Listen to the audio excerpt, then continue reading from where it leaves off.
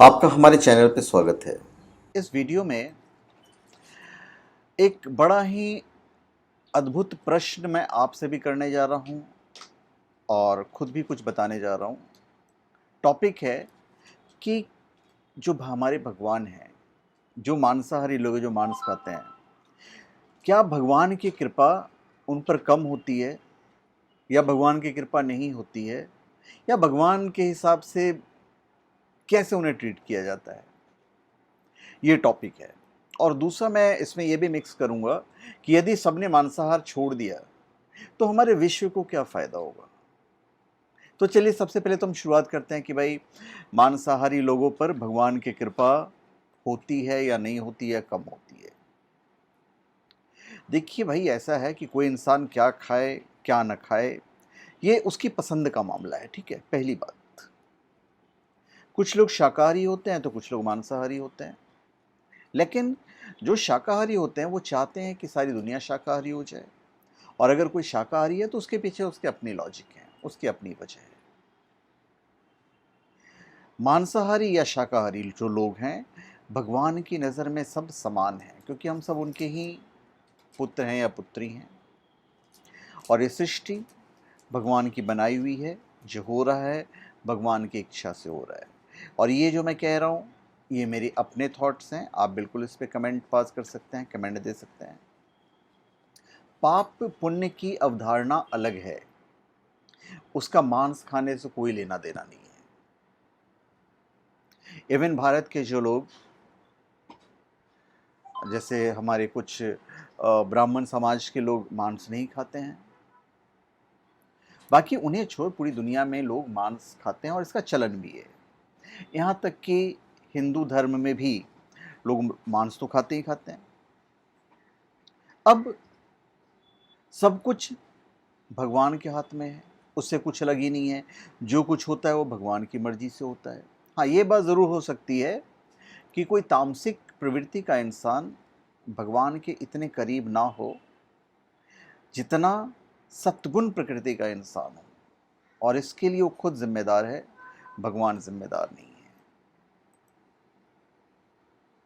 तो सृष्टि की जो भी बनाई हुई चीज़ें हैं या जो भी हो रहा है, ये सब भगवान के हाथ में है। अब सवाल आता है कि भगवान का आशीर्वाद क्या मांसाहार लोगों को कम मिलता है? यहाँ पे मैं यही कहूँगा कि ऐसा कुछ भी नहीं है, ये मेरा मानना है। हम सब भगवान के पुत्र हैं, हम उनकी नज़र में हम लोग सब समान हैं।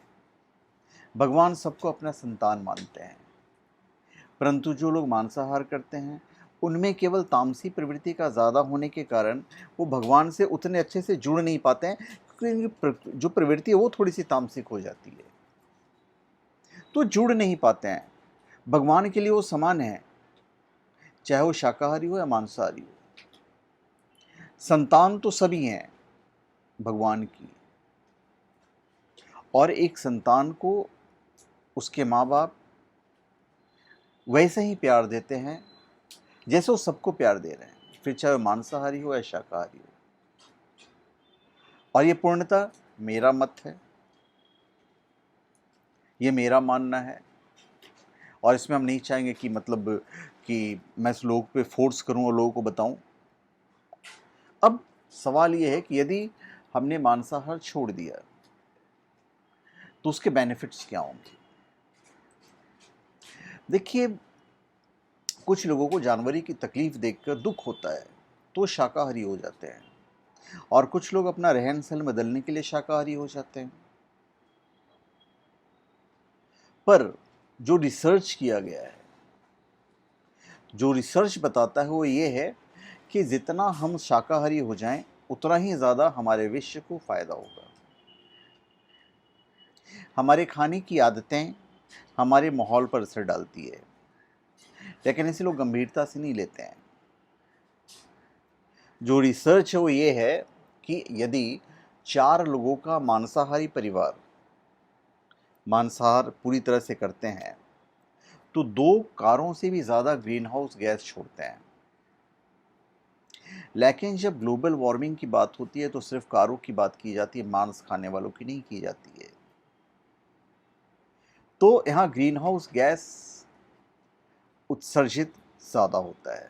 और ये आप रिसर्च देख सकते हैं, आप पूरा रिसर्च पढ़िए, अमेरिका के भी रिसर्च हैं, तो वहाँ हमारे विश्व को नुकसान हो रहा है।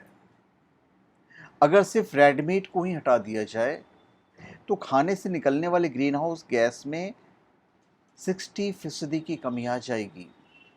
और अगर साल 2050 तक सारे इंसान शाकाहारी हो जाते हैं तो इसमें 70% की कमी हो जाएगी।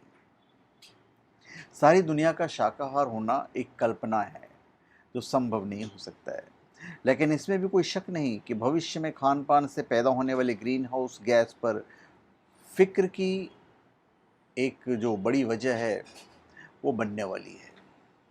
मांसाहारियों के लिए बड़े पैमाने पर जानवर पाले जाते हैं जिसके लिए पर्याप्त मात्रा में जगह चाहिए। एक अंदाजे के मुताबिक दुनिया में 12 अरब एकड़ ज़मीन खेती और उससे जुड़े कामों में इस्तेमाल होती है, जिसका 68% हिस्सा जानवरों के लिए इस्तेमाल किया जाता है।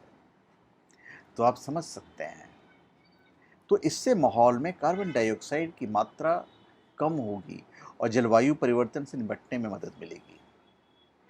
आप समझ सकते हैं कि लॉजिक क्या है, हम कहाँ से कहाँ आएंगे। तो आप बिल्कुल निश्चिंत होकर खाइए, उसमें भगवान के आशीर्वाद की बिल्कुल आपको कमी नहीं होगी। पर यदि हम शाकाहारी बन जाते हैं तो इससे हमारे पूरे विश्व को फ़ायदा ज़रूर होगा। तो धन्यवाद, आप सबका हमारे चैनल पर स्वागत है। आप हमारे चैनल पर सब्सक्राइब करें और अपने कमेंट दीजिए। धन्यवाद।